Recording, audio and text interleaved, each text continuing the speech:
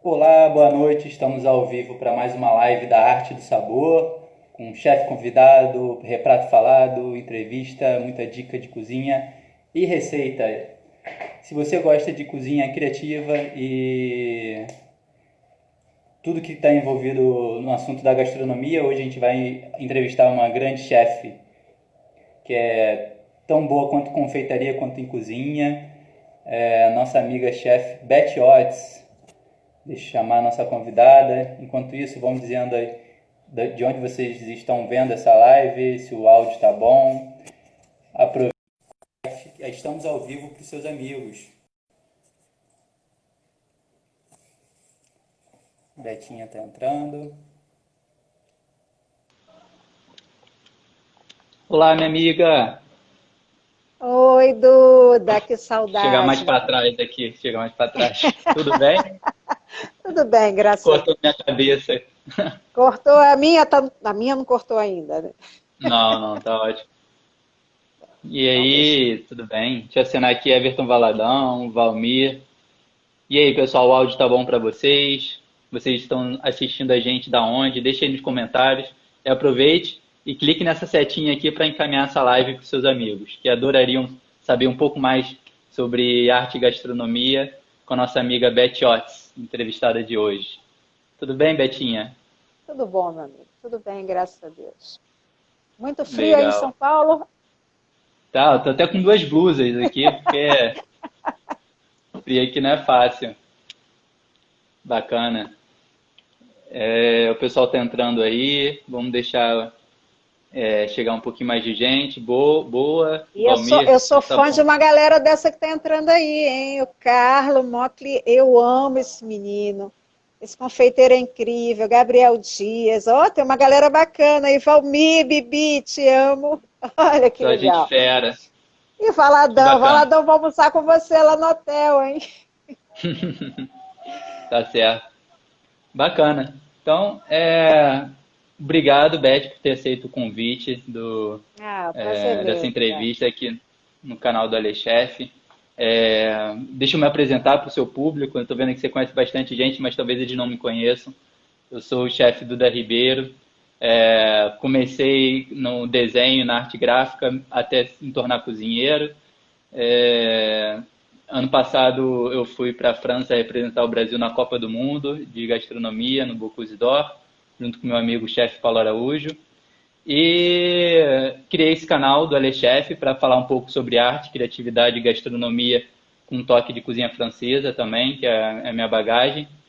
E hoje eu convidei minha amiga Beth Ott, tá? Vou deixar que ela se apresente aí, para mais uma live da Arte Sabor, onde a gente vai ter quadro de retrato falado, com bastante assunto sobre gastronomia e arte também. Então, Duda, eu já estou um tempo aí na estrada, né? Na verdade, eu sou filha de dois cozinheiros. Meu pai era cozinheiro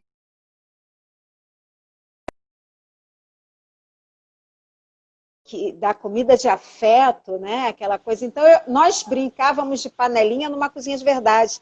Meu pai nos ensinou a cozinhar desde pequenos, né? Então, toda a minha família cozinha. E, na verdade, eu sou publicitária.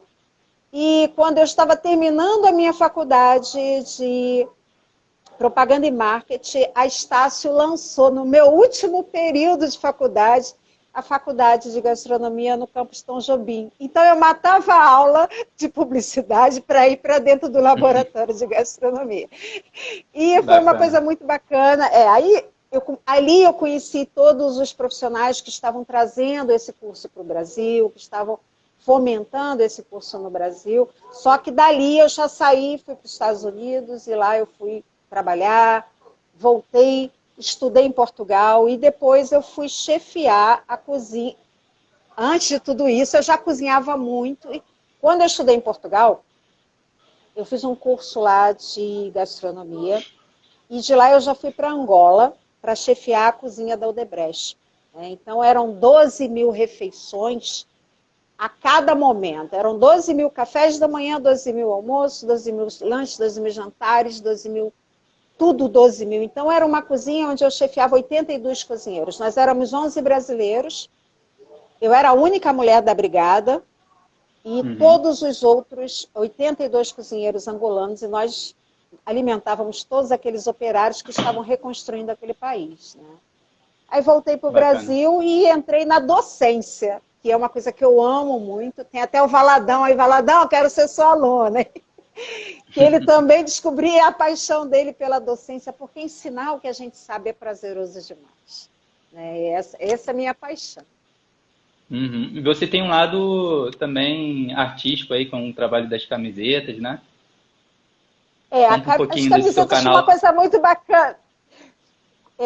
Dia 20 de janeiro de 2018, eu recebo a notícia da morte de Paul Bocuse, que era um chefe que eu tinha por ele. Ele era a minha inspiração, ele era o meu mestre, né? Eu era muito fã dele. E aquilo me entristeceu profundamente. E eu falei, eu tenho que fazer uma homenagem. Então eu criei uma camiseta que tinha o mapa da França com ele lá dentro. E a clássica frase, né, que ele usa. Por Inclusive acaso essa é essa que está aí camisa atrás. tá ali, ó, tá ali, tá ali. Essa aí Que virou meu arte. tesouro, tá bem guardada. Então ela tá ali. E eu fui para o Bocuse d'Or com ela. Eu me emocionei muito, fui para São Paulo no Bocuse d'Or e lá todo mundo que via a camiseta se encantava com a camiseta, né? E o Claude olhou a camiseta. Quando o Claude olhou a camiseta, que ele falou assim, deixa eu ver, que eu fiz assim para ele olhar a camisa, ali me deu um start. Uhum. Eu falei assim, eu vou começar a produzir isso para vender. Eu vou começar a criar uma arte para a gastronomia, porque nós que trabalhamos com gastronomia, nós temos um pouco de loucura e nós temos muita coisa de paixão, né? Então nós somos todos muito apaixonados. E vestir essas camisas é Verdade. vestir a camisa de verdade, né? É coisa de gente apaixonada. E você está com uma aí que essa eu conheço, hein? Esse presente é antigo, ela existe ainda. Adoro. Minha camisa de estimação. Adoro ela. E a A gente já sua é começou, Mr. Plasma. a gente já começou a live com bastante arte, né? Na arte na camisa, não só nos desenhos que vão surgir pela frente. Bacana. Eu gosto muito de arte. Eu E gosto aí você muito. criou a moda do chefe, né? O nome da Não, Moda Gourmet moda é gourmet. um e-commerce de camisetas exclusivamente para cozinheiros e confeiteiros, né? Que Legal. é modagourmet.com.br. É um e-commerce e às vezes eu acordo, Duda, no meio da madrugada com uma ideia, aí eu começo a rabiscar e falo, eu vou criar uma arte assim, e vou lá, crio a arte e começo a produzir as camisas dentro uma nova coleção, né? Entendi. Mais ou menos isso. Tá, vou tentar fixar aqui o site modagourmet.com.br para quem quiser acessar depois. Eu sei que tem como fixar um comentário, né? Deixa eu ver se eu consigo fixar. Eu nunca acerto isso. Você sabe?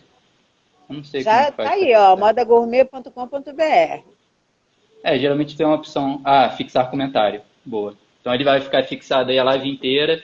Quem quiser depois visitar, ver os modelos diferentes, eu já estou com a minha aqui, Tem. apostos.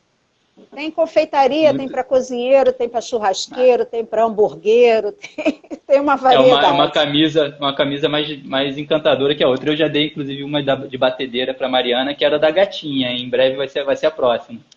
A gatinha foi inspiração da nossa amiga Ana chefe Zambelli. Ana Zambelli, que ela comentou uma vez comigo sobre um gatinho de estimação que ela amava e que teve um problema. Eu falei, não, eu vou fazer uma camisa que é a cara dela. E eu fiz exclusivamente para ela aquela camisa do gatinho. Ah, é filha única? Não me Não, não, diga. não. Eu fiz como inspiração. Ela foi a minha inspiração. Ah, Mas tá no site para vender.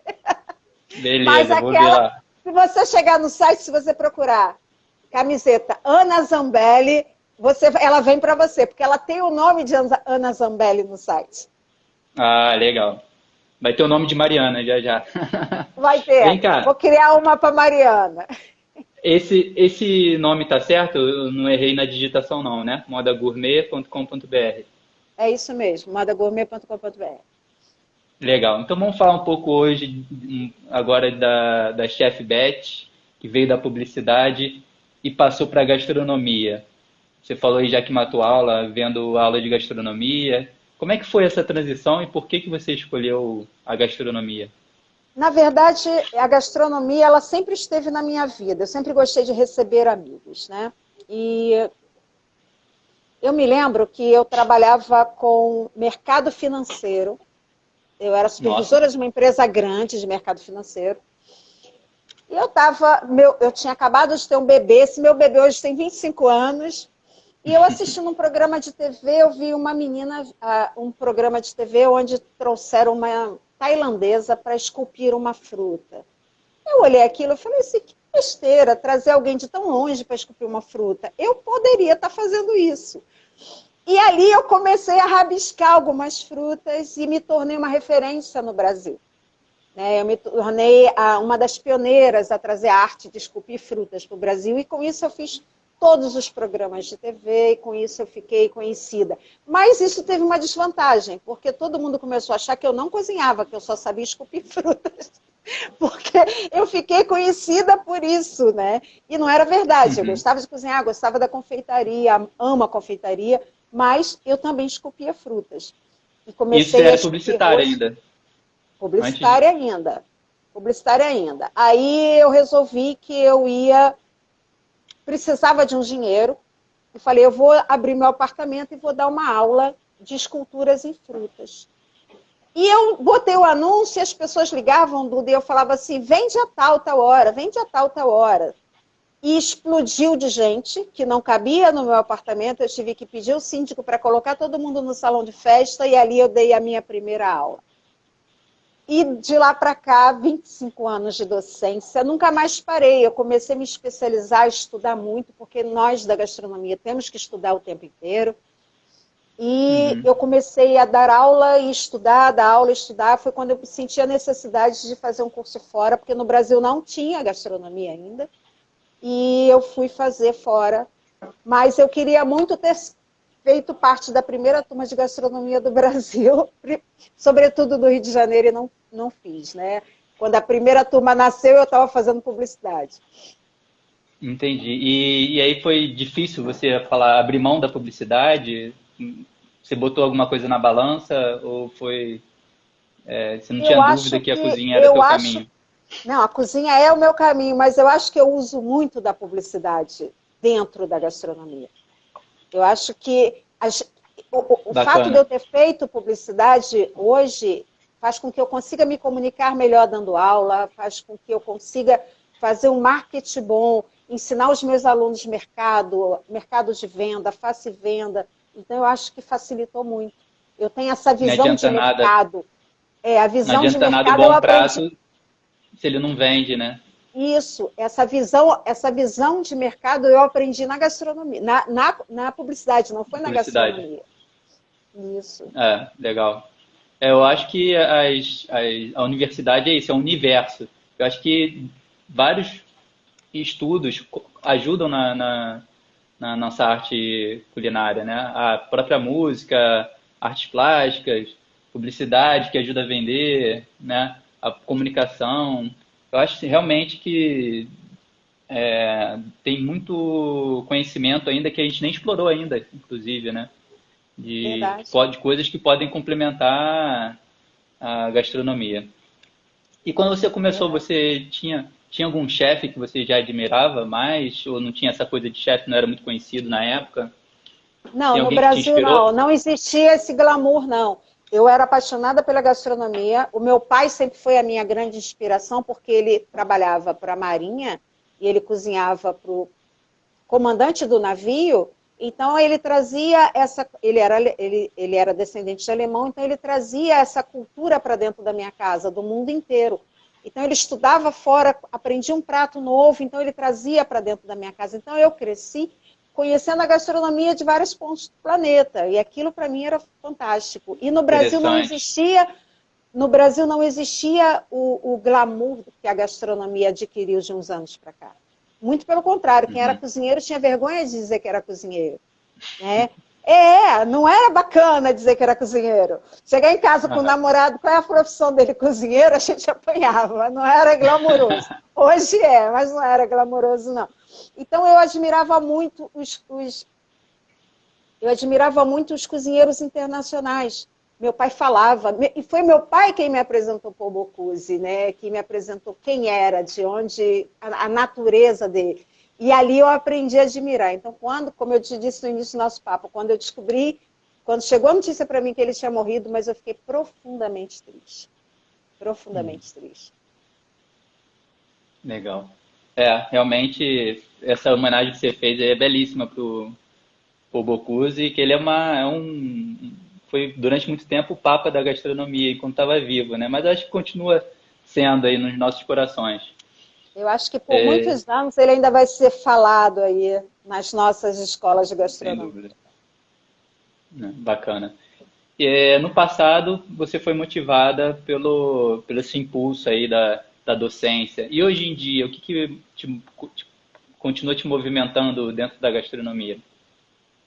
Ó, nós temos aqui na live hoje o Carlos Mocli, que é um dos maiores confeiteiros que eu conheço.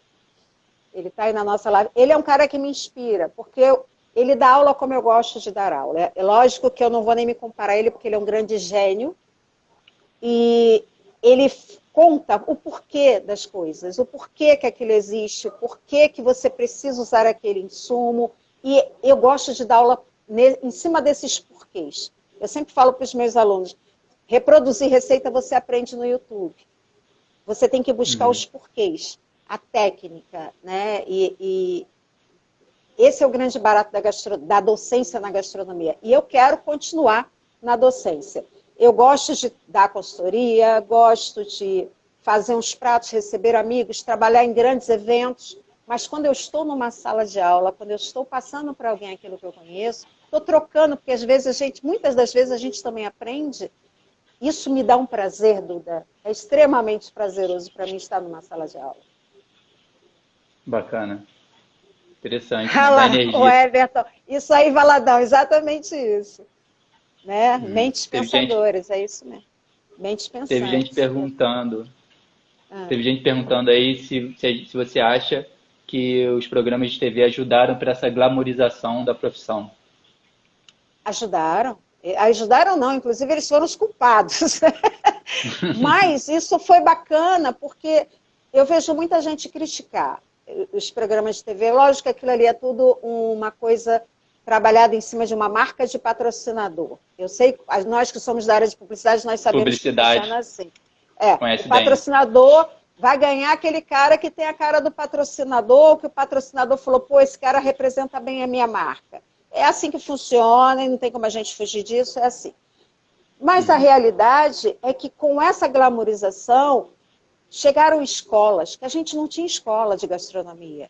A gente não tinha curso, a gente não tinha bons profissionais lecionando, a gente não tinha profissionais preocupados em levar um bom conhecimento, e hoje nós temos, Duda. Então, teve esse lado positivo dessa glamorização toda da gastronomia. Bons profissionais apareceram, as portas para o mundo se abriram. Eu tive o prazer de ver você, meu amigo, lá em Lyon, defendendo o Brasil. Então, isso tudo foi a glamorização da gastronomia que trouxe para a gente. Tem uma pergunta aqui da Isabela Cordovil, perguntando se você Isabela. sentiu diferença na metodologia de ensino do que é ensinado no Brasil e eu acho que deve ter sido lá fora, né? Agora eu tenho que esclarecer uma coisa. Há 2 anos atrás, 2 anos e meio, no meado de 2017, eu falei assim, eu quero conhecer mais a gastronomia brasileira, eu quero me aprofundar mais. Eu entrei para uma faculdade de gastronomia há 2 anos e meio atrás. E foi muito divertido. A Isabel, inclusive, foi minha colega de bancada, defendeu o TCC junto comigo. Foi muito divertido, porque quando eu entrava nas salas de aula, muitos dos meus colegas de docência passaram a ser meus professores. E era muito, muito engraçado, porque eles falavam, eu não vou dar aula para você. E eu falava, não, mas eu estou aqui hoje como aluna. E eu me comportava como aluna. Eu não falava, mas eu acho que tem que ser assim. Não, eu ouvia, eu assimilava, e eu ali era aluna. Ali eu não era docente, ali eu não era colega deles de mercado. Naquele momento eu era aluna. Se houve uma... Isabel está perguntando se houve uma grande diferença. Muito diferente. O Brasil ainda está muito aquém das técnicas, está muito aquém. Eu acho que por causa do preço dos insumos, eu não sei se é porque aqui no Brasil a gente tem muitos insumos brasileiros, mas quando você cai numa cozinha internacional, os insumos passam a ser muito caros, e isso levaria o valor das mensalidades ficarem muito altas. Mas eu senti realmente uma diferença muito grande. Lá fora ainda estão muito mais preparados do que no Brasil, os profissionais que estudaram lá fora. E um pouco da Beth na cozinha. Você tem a criatividade fácil na cozinha, assim como tem nas suas artes? Eu acho que o empratamento é uma arte. Eu acho que o empratamento é uma arte. Na hora que você vai combinar cores, sabores, contrastes, eu acho que ali você está criando uma tela.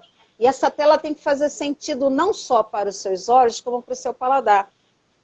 Né? Então, essa harmonização ela tem que existir. Se eu faço bem isso, eu acho que faço. Não, isso é fácil. É fácil para você? Não, fácil não é. Não, fácil não é. Não é. Não é. Nós temos uma coisa muito... O cozinheiro, ele é muito intuitivo.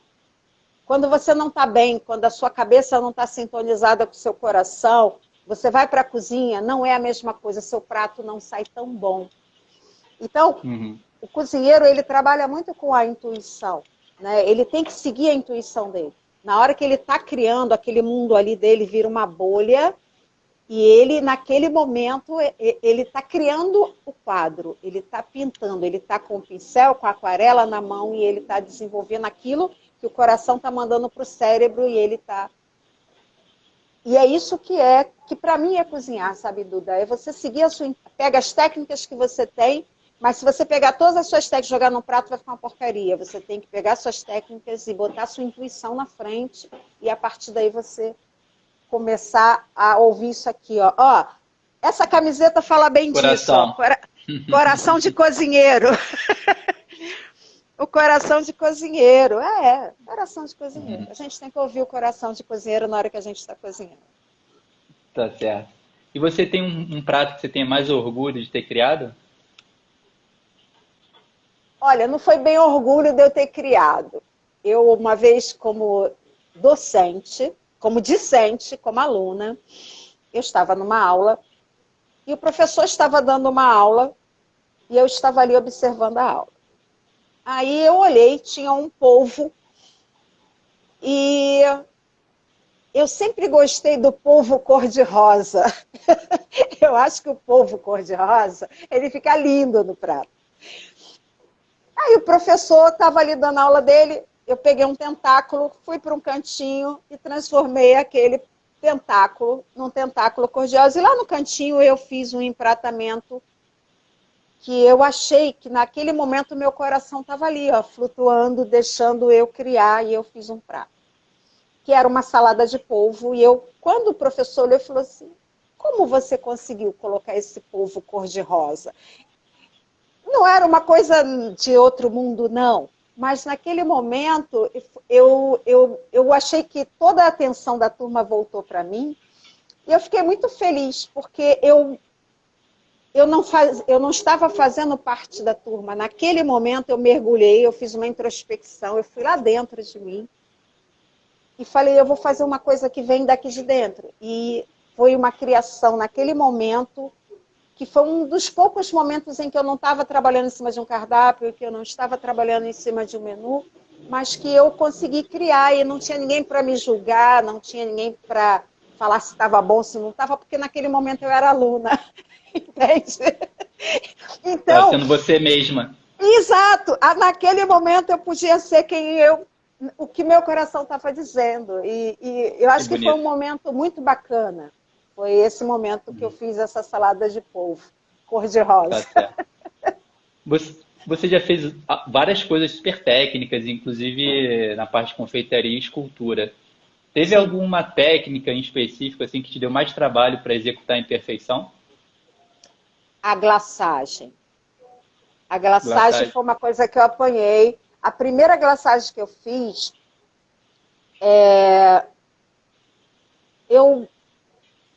eu não sei, eu não soube limpar, eu não soube fazer o acabamento, aquilo ficou horrível. E eu tive uma certa dificuldade dentro da confeitaria de acertar a glaçagem, no brilho, na fluidez, né? Primeiro foi o chocolate. Quando eu comecei a trabalhar com chocolate não é uma coisa tão simples, né? Mas aí eu dominei mais fácil. Quando eu fiz a minha primeira glaçagem, eu fiquei meio frustrada. Ela não A fluiu, ela não. glaçagem, traduz a glaçagem para quem é leigo. É a cobertura vitrificada, brilhosa, que a gente cobre o entremê, por exemplo, né? Que dá aquele aspecto de um bolo de vidro. Espelho. Exato, do espelho. E a minha ficou feia, ela não fluiu, acho que ela ficou grossa, acho que eu perdi a temperatura. E eu esperava que ela descesse como um filme, né? Uma cascata, e não aconteceu isso. Eu fiquei extremamente frustrada. E o pior, você não sabe, era um bolo de aniversário de um cliente e eu tinha que entregar para bater parabéns, para cantar parabéns. O cliente lá com os convidados dele na mesa, era uma surpresa do restaurante para ele. E eu não consegui entregar, ficou horrível. E eu fiquei muito frustrada. Se tem uma frustração que eu tenho na cozinha, é essa. Mas levou muito tempo até você conseguir fazer a glaçagem perfeita, foi isso? Aí virou uma teimosia, né? Porque eu cheguei em casa e falei, agora eu vou ter que Agora eu vou fazer. acertar isso, agora eu vou fazer. E hoje eu faço, ensinei para os meus alunos, enfim, mas foi uma coisa que me deu uma certa dificuldade. Entendi. Você diria que sua Eu tenho que cozinha falar hoje... baixinho, porque tem alguns alunos meus aí na live. E ó, quem é aluno da Beth, quem está gostando dessa live, senta o dedo aí no coraçãozinho para o Instagram entregar essa live aí para mais gente. Aproveite e também tem um aviãozinho aí, manda para um amigo, para um colega de turma, joga no grupo do WhatsApp, tá? Que é só, daqui a pouco tem reprato falado, muita curiosidade aí da chefe. O Beth, você diria que a sua cozinha hoje, ela tem uma identidade? Assim, foi fácil encontrar? Ou é algo que você está em busca ainda? Não, não tenho uma identidade ainda. Até hoje as pessoas me perguntam se eu sou cozinheira ou confeiteira. Eu não consegui decidir porque eu amo as duas coisas. Eu amo cozinhar doce como amo cozinhar o salgado. Eu não tenho... Porque como é que funciona para mim? Você me dá o briefing, né? Olha, nós vamos receber o Duda Ribeiro e o Valadão para jantar. Aí eu vou pegar o que eu sinto por eles e vou tentar transformar isso num prato. Então não existe uma identidade, existe uma emoção transformada num prato. Então depende de quem será o meu comensal. Depende de quem... Se for um comensal apenas comercial, a gente vai seguir um menu, ficha técnica, tá.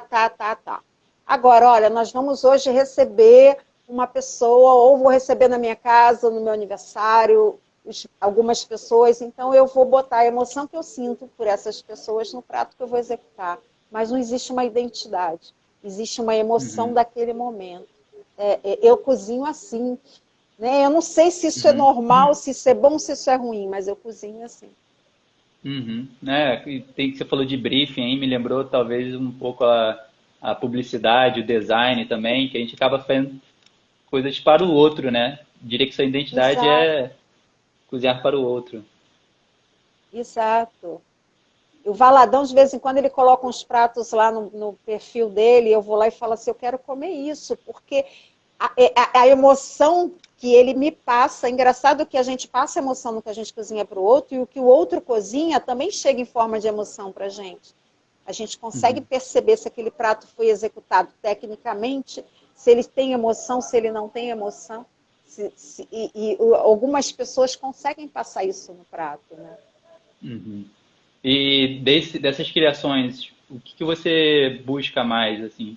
Alimentar, nutrir, desestabilizar, surpreender? Tem alguma intenção, assim, na hora de criar para alguém? Surpreender. Surpreender. Surpreender, é. daqui a 10 dias é meu aniversário e os meus convidados são basicamente os mesmos, né? Nem tanto, porque agora nós estamos no meio de uma pandemia, eu tive que reduzir bastante isso. Mas eles nunca vão chegar nos meus aniversários e vão encontrar o mesmo A preparo. mesma coisa Não, do aniversário não, passado. não, porque a gente quer surpreender. Aí falam para mim, esse ano eu falei que eu vou fazer uma feijoada de frutos do mar.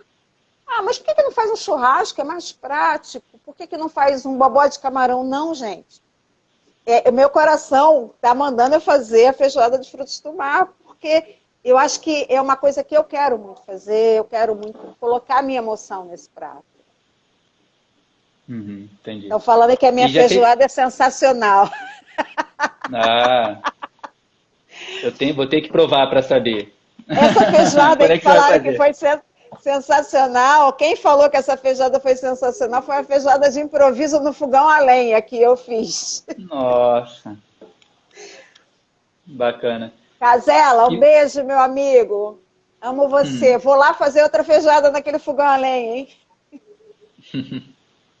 E você já teve alguma coisa que você proibiu na sua cozinha? Falou, isso aqui de jeito nenhum entra na minha cozinha. Tem. Cozinheiro mal-humorado. É a única coisa que eu proíbo na minha cozinha, cozinheiro mal-humorado. Ou também tem aqueles insumos, né? Que o nosso empregador, às vezes, quer que a gente use, né? Que, às vezes, não é um insumo de qualidade. E você fala, pô, não dá para trocar esse molho de tomate aqui por um tomate pelate ou por um tomate fresco? Não. Então, tem umas coisas que a gente tem preconceito. Né? Eu tenho preconceito com alguns insumos. Eu deixo lá no armário até vencer, porque não... aquilo ali acaba destruindo toda a emoção que a gente quer colocar no prato, vem aquele negócio e destrói. Arruína. Arruína. Tá certo. E vendo essa trajetória, Betinha, brilhante como referência aí nas esculturas, trabalhou fora do país, no Odebrecht, grandes empresas, na docência. A gente vê, parece que pode ter sido fácil tudo isso. Teve algum momento que você pensou em desistir ou teve mais dificuldade nessa sua trajetória? Eu acho que foi o primeiro Natal que eu passei longe dos meus filhos.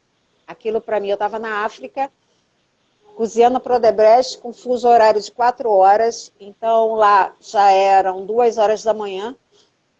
E eu estava assistindo meus filhos pelo Skype abrir os presentes que eu tinha mandado de lá para o Brasil. E eu assistindo eles sozinha dentro de um apartamento. E eles abrindo o presente, indo lá na tela do computador beijar. E eu ali, naquele momento, eu coloquei na balança, sabe, Duda, o quão vale a pena essa ausência. Porque hoje meus filhos já são adultos. E eles não lembram de nenhum presente que eu dei para eles. Mas eles lembram de cada momento que eu estive fora. Né? Ou cada momento que eu estive presente. Tipo, mas teve um Natal que você não estava com a gente. Teve um Dia das Mães que você não estava com a gente. Teve um Ano Novo que você não estava com a gente. Teve um aniversário que você não estava com a gente. Então, eles lembram disso. Então, quando eu vim ao Brasil numa Semana Santa, a minha volta do Odebrecht foi traumática porque... eu pedi para passar um final de semana no Brasil, que era uma Semana Santa. Avisei para minha irmã, era a única pessoa que sabia. Eu falei, reúne toda a família, que eu vou entrar no Skype ao vivo e eu quero falar com todo mundo junto. Só que eu já estava com a passagem comprada para vir, deixei a minha casa montada, peguei uma mala de mão e vim. Cheguei no Brasil, que eu entrei, minha família toda reunida esperando eu entrar no Skype, eu entrei ao vivo. Quando a minha filha pequenininha grudou na minha perna, o coraçãozinho dela batia assim, e ela falava assim, nunca mais vai embora, nunca mais você vai embora, nunca mais você vai embora. Oh, meu Deus. E eu nunca mais fui embora, eu larguei minha casa montada em Angola, e nunca mais voltei. E foi assim que eu fiquei no Brasil. Foi. Então a gente coloca isso na balança, e aí eu falei, não saio mais do Brasil, não trabalho mais sábado e domingo, vou trabalhar com docência de segunda a sexta, com consultoria, não quero mais. Porque a gente abre mão de muita coisa, né?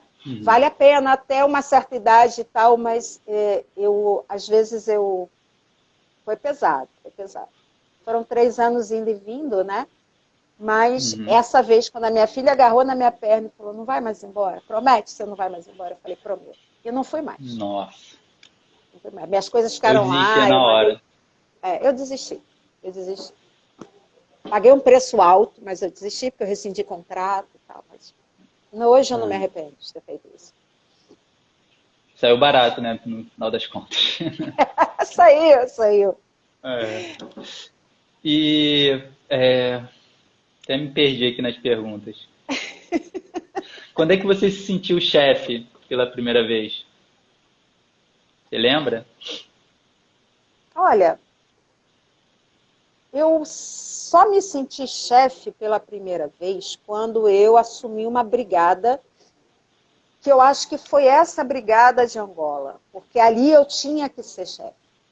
Ali eu tinha que assumir aqueles cozinheiros, aquela cultura,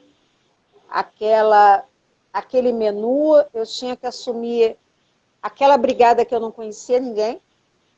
Éramos 11 brasileiros e 82 angolanos.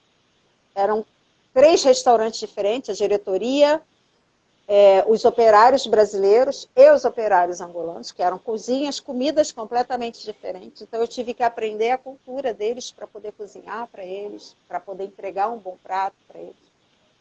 E eu acho que ali eu tive que assumir custo, porque nós recebíamos o container de carne uma vez por mês, e se acabasse aquela proteína, eu não tinha onde buscar, porque lá não produz nada, então eu tinha que fazer aquilo, equacionar aquilo para que aquilo chegasse a 30 dias. Então ali eu trabalhava muito com a cabeça e eu não podia falhar, porque se eu falhasse eu ia deixar todos aqueles 12 operários sem comer. Então aquilo foi um momento muito tenso para mim. E aquilo me consumia muito. Não era uma coisa que se falava assim, acabou o tomate, espera aí que eu vou ali no mercado comprar. Não, eu tinha, o container chegava, e eu tinha um container de pescados, um container de carne branca, um container de carne vermelha. E eu tinha que equacionar aquilo para 12 mil pessoas se alimentarem durante 30 dias. Meu Deus. Ali eu me senti chefe. Acho que foi a única vez na vida que eu me senti chefe. E para você, chefe é algo que se nasce chefe ou que se constrói? Não, ninguém nasce chefe, não. Eu acho que não. Eu acho que eu já estive em situação onde eu entrei como auxiliar de cozinha depois de ter sido chefe de cozinha. Então, eu acho que são momentos da vida da gente. Naquele momento eu não tinha como assumir uma chefia, ou eu aceitava aquela função e tentava acontecer ali dentro, ou eu não entrava. Então, eu não tenho esse problema com esse rótulo, não. Eu vou na boa. Quer que eu seja só auxiliar? Eu vou na boa. Sem a menor vaidade. Sem a menor vaidade. Eu vou na boa. Mas para quem almeja um dia chefiar uma cozinha, você acha que essas habilidades elas se constroem ou a pessoa já nasce com perfil de liderança e de... Não, o perfil de liderança nenhuma escola vai ensinar. A escola vai te ensinar técnica, vai te ensinar a gestão do negócio. Mas eu conheço muita gente que conhece gestão, conhece técnica e não sabe lidar com o material humano, não sabe gerir o material humano.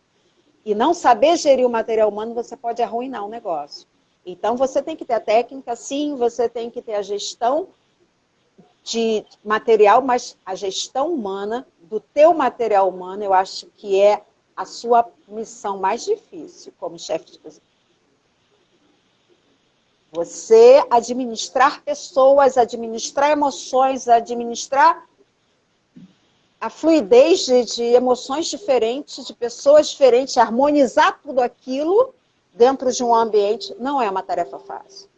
Não é. Eu acho que eu vou montar um e-commerce de camisa, porque aí eu não vou trabalhar sozinho, eu e o computador. Mais fácil. Vai por mim. É mais fácil, hein? Eu sento no meu computador, vem a ideia, eu crio e monto a arte. É mais fácil. Mas gerenciar pessoas, quem é líder aí que está nos assistindo aí, sabe que não é fácil. Gerenciar pessoas não é fácil. Uhum. Gabriel está falando, Gabriel Dias, um beijo, meu amigo. Ele é chefe de um restaurante japonês, ele está falando aí, ó, não é fácil. Não é fácil, é muito difícil. Gerenciar pessoas é a função mais difícil de um chefe. Tá certo. E, olha, nessa quarentena, as pessoas têm ficado mais em casa. Tem alguma receita do dia a dia aí que você tenha feito nesse período? Você possa passar de boca, assim, como se estivesse ensinando alguém, as pessoas que estão nos assistindo, elas conseguiriam fazer em casa com facilidade, uma receita simples? Olha, essa foi a quarentena da panificação. Não vou nem falar em panificação, porque quem não sabia fazer pão aprendeu. Quem não Uma sabia vez por fazer pão, todas. quem não sabia fazer pão aprendeu. Mas sabe uma coisa que me pediram muito? Porque eu fiz durante a quarentena muito bolo caseiro, né? Porque muitas padarias não abriram, muitas pessoas não queriam ir para a rua, então a gente começou a fazer bolos e bolos e bolos. E tem um bolo que todo mundo me pergunta como é que ele é feito, que é um bolo é o bolo de cocada invertida, né? Que é uma massa chiffon, que é uma massa básica de baunilha que leve óleo, né? Uma chiffon. Qualquer massa chiffon que você encontrar, básica que leve óleo, ou manteiga, mas eu acho que o óleo fica melhor. Eu não sei o que é massa chiffon. Massa chiffon é a massa que a gordura dela é o óleo, não é a manteiga. Ah, tá. Não é a massa amanteigada. Entendi. Então você pega uma massa dele, você coloca e coloca em cima. Opa, deu uma travada. Vai acabar a live? Tá falhando? Foi, voltou.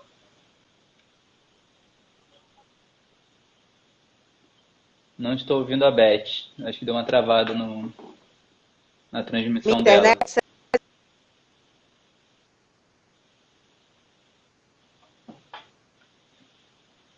Calma aí, vai voltar. Você está me ouvindo? Eu tô...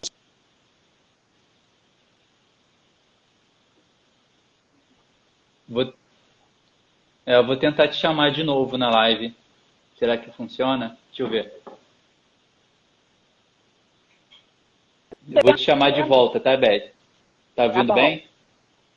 Eu tô te ouvindo bem. É que sua imagem deu uma travada, congelou um pouco. Bom, a gente eu acho que a gente consegue te ver, só que a imagem está um pouco embaçada. Eu acho que eu vou passar para o quadro. Tá melhorando. Voltou. Tá melhorando. Esquentou. Esquentou. Agora sim. Eu fico na dúvida se eu faço o retrato falado com você com comida salgada ou com sobremesa, o que você sentir mais à vontade. Você ia falar da massa chiffon, perdão, te cortei. Que a internet... Não, a massa chiffon é uma massa que leva óleo, uma massa básica com ovos, leite, farinha de trigo, açúcar, fermento e óleo. Uma massa básica. E no fundo da forma você põe a calda de caramelo, você põe bastante coco ralado e joga essa massa em cima e leva para assar. Quando você desenforma, tem aquela cocada. O caramelo dourado já? Dourado. Ele forma aquela... quase uma lembrança, o sabor do quebra-queixo. Você, menina, não conhece esse sabor. Quem tem mais de 50 anos aí diz que conhece, pelo amor de Deus, para não ficar mal.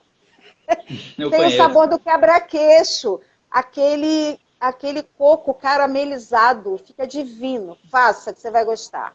Você vai desenformar facilmente. No que você virar, ele vai soltar, porque o fundo dele está com uma camada espessa de coco ralado, caramelizado. Fica maravilhoso. Faça. Quem fizer, me marca, Mariana? Hein? Mariana, meu amor, beijo. Ela vai fazer, eu vou pedir para ela fazer. Vou fazer ela de cobaia aqui. Nosso amigo Saraiva chegou. Saraiva, um beijo, querido. Então, vamos agora para o quadro Reprato Falado, onde você vai ter oito ingredientes. Aí você me diz qual que você quer usar. Vou precisar da ajuda de quem está ao vivo agora para digitar alguns ingredientes para a Beth ter mais opção de escolha. E aí você me diz o que que você faria. A gente pode partir para uma sobremesa ou para um prato salgado. O que que você prefere? Vamos fazer sobremesa, a gente já está falando de açúcar aí, né? Ah, beleza. Beijo, meu amigo. Para açúcar e afeto. Açúcar e afeto. Vamos É o lá. que a gente está precisando Bom, nessa quarentena, né? verdade. Eu vou virar a câmera aqui. Eu tenho 8 ingredientes. E aí eu vou pedir para o pessoal da live escolher uma fruta para digitar aí no chat. E uma fruta e um legume. Enquanto eu vejo com a Betinha o que que ela quer usar como farinha, que tipo de farinha você quer usar, o ovo, se quer usar inteiro, a clara ou a gema, uma gordura, pode ser óleo, manteiga, creme, o que você quiser. O chocolate, o açúcar, pode ser tudo que adoça, pode ser sem diet, melaço, demerara, mascavo, o adoçante que você quiser, e um álcool, tá? Eu acho que já tem gente digitando aí no chat. Se você quiser dar uma olhada, você já pode Já escolher uma falaram fruta. manga. Saraiva quer que eu use pitaia. Pitaia é muito caro. Eu Não acho que ele sugeriu conheço. pitaia para uma live já. Vem cá, ô Beth, enquanto o pessoal vai Ah, escrevendo aí, você quer escolher uma farinha? eu Ou mais de quero. uma? Eu quero farinha de amêndoas e quero farinha de trigo. Legal. Duda tem dinheiro, né? Eu quero abobrinha. É, E abobrinha. botaram mais o que aqui? Botaram abobrinha, o legume, botaram abobrinha. Você não é obrigado a usar tudo, mas só para a gente saber que legume, que fruta você escolhe. Você costuma usar álcool nas sobremesas? Sim, vamos usar a marula? Marula, legal. É. Já pensou no ovo? Ovo, sim. Você quer usar ele inteiro, ou só a clara, ou só a Não, eu gema? quero usar ele inteiro. Ovo Quero usar inteiro, ele tá. inteiro. Ó, morango, kombucha, chia. Caraca,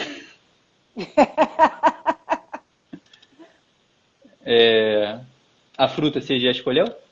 O pessoal do Não, chat? ainda não. Botaram manga, botaram, deixa eu ver aqui, framboesa. Tem gente que digitou cachaça aí, maracujá. Bom, açúcar. Que açúcar você vai usar? Açúcar branco. Normal, né? Refinado. Vamos usar o açúcar branco. Chocolate, alguma preferência? Chocolate amargo, meio amargo. Meio. Uhum. E tá faltando a gordura que você vai usar. Você vai usar óleo, manteiga, creme, Não, gordura eu vou em usar banha. manteiga.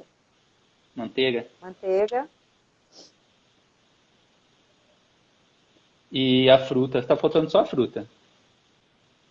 E a fruta eu vou na framboesa. Framboesa. É, Tá. ela combina bem com. Legal. Tá visualizando todos os ingredientes? Tem algum que você não queira utilizar, que a gente vai tirar daqui? Quer acrescentar mais alguma coisa? Não, não, acho que tá bacana. Vai usar Eu tudo? tenho a estrutura, eu tenho a farinha, eu tenho o ovo, eu tenho a gordura. Eu preciso de um líquido aí. Me dá leite aí.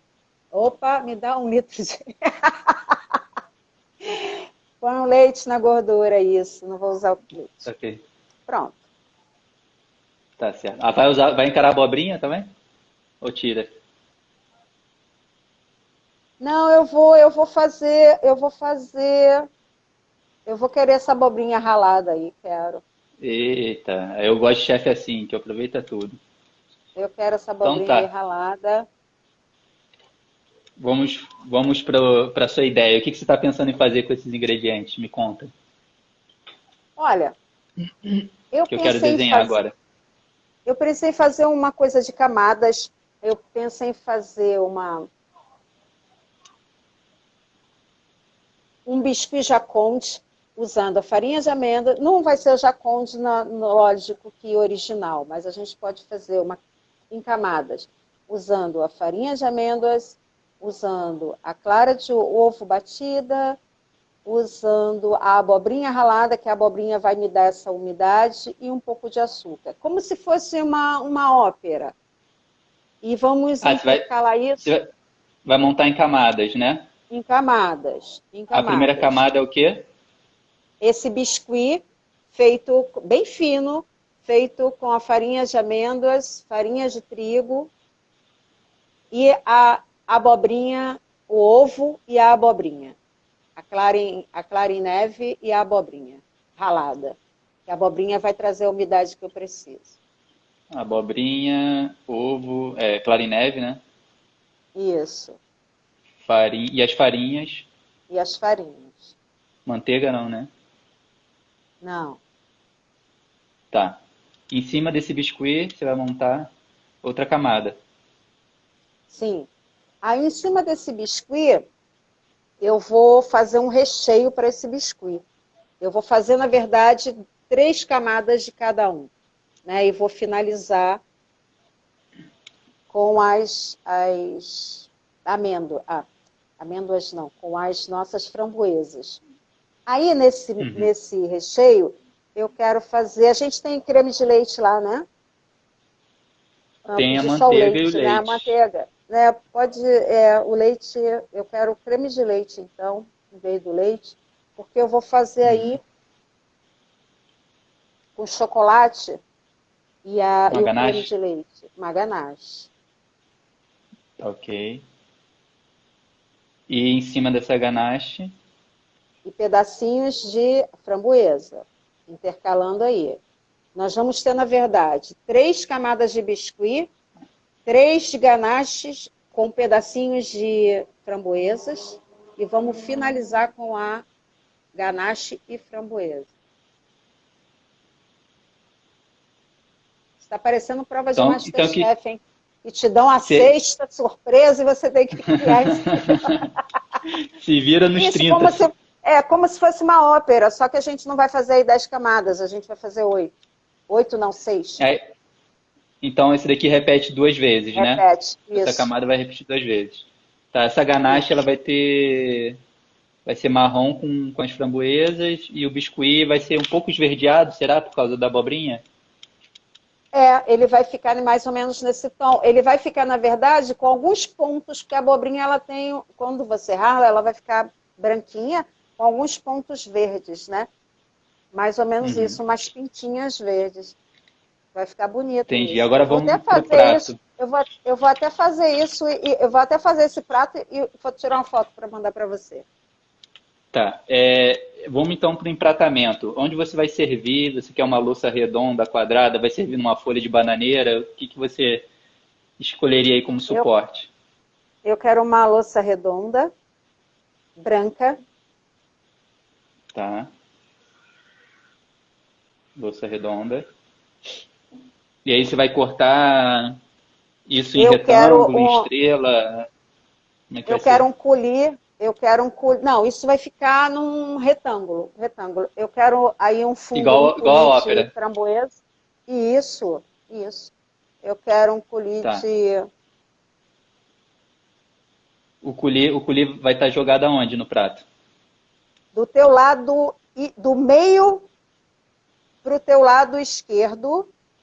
Nós, na verdade, Aqui assim? nós vamos fazer uma linha no meio e vamos pegar um garfo e espalhar ele para o lado esquerdo, para ele criar linhas para o lado esquerdo. Pra cá Ele assim. não. Isso, exato. Como é framboesa, eu já vou fazer de vermelho. Isso. Ele vai E aqui ficar as assim, ó, ranhuras. puxa os raios. Isso. Como se fossem os garfos. Isso. Ele vai ficar umas linhas aí.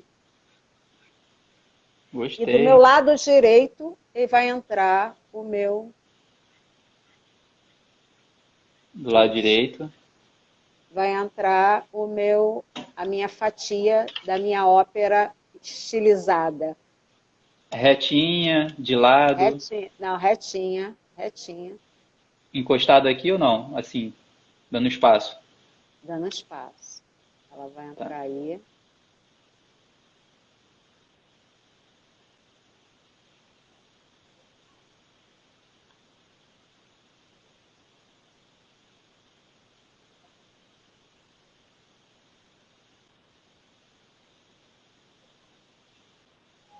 Isso, bacana. Com as Aí em camadas, né, cima, aí em cima a respectivas. gente, isso. Aí em cima a gente vai ter algumas framboesas em cima desse ganache. Como é que você faria? Botaria a framboesa toda num canto, alinhada, Não, alinhada, uma alinhada. linha reta? Isso, aí em cima. Aqui assim, centralizada. É, vai entrar uma do lado direito, uma do lado esquerdo, uma do lado direito, uma do lado esquerdo. Eu quero 5 framboesas aí em cima. Isso, agora do lado esquerdo. Isso. Aí, garoto, tá vendo? É bem retrato falado isso mesmo, hein? Não é só você que tem que se virar, não, hein? É, Que me virar aqui também no desenho. É divertido, né? Eu adoro fazer. bastante. Quem tiver gostando aí, deixa o like, hein? Ó, cabe mais uma aqui. Põe mais uma? Põe 6? Põe mais uma, pode pôr. Vamos trabalhar no equilíbrio aí. Pode pôr. Tá certo. Bacana, gostei desse prato, hein? Depois eu vou passar ele pro computador, fazer um desenho mais Eu vou estilizado. fazer esse Tem que... prato, eu vou fazer esse prato. Vai fazer? Aqui do teu lado esquerdo aí, lá no extremo esquerdo, lá no alto, coloca um caracol de abobrinha aí, uma abobrinha enroladinha assim. Vamos lá. Deixa eu ver, acho que eu tenho É, aqui. eu vou fazer ela caramelizada e colocar ela em cima, ela na calda de açúcar.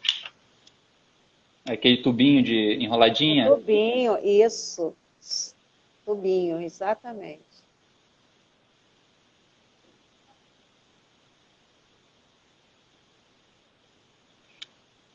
Tá Pronto. certo. É o suficiente. Clean Tá lindo. e disse para o que veio.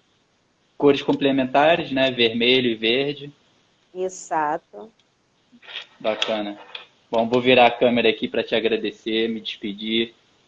Agradecer quem tá presente até agora com a gente aqui no final. Deixa eu virar a câmera.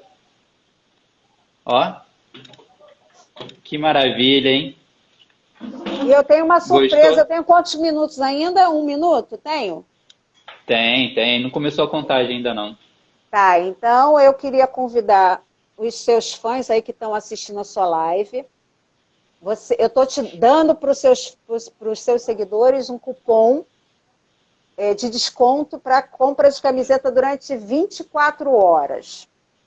Uau! 30% de desconto a partir de 2 camisetas usando o cupom Amigos do Duda. É só chegar lá na loja virtual e colocar em letra maiúscula Amigos do Duda e vai automaticamente entrar esses 30% de desconto lá para o pessoal que te segue aí. Pô, é agora que eu Tá vou bom? garantir a minha da gatinha. Meu amigo, é sempre um Legal. prazer estar com você. Ontem fez 1 ano que a gente esteve junto na inauguração do Bar do Davi. As fotos apareceram para mim, né? Que bacana. Mariana, um beijo, lindona. Sei que você está aí nos bastidores e é sempre um prazer falar contigo. Eu costumo dizer que eu conheço muitos chefes de cozinha gentis, mas você é o chefe de cozinha mais gentil que eu já conheci na minha jornada. Merci, madame.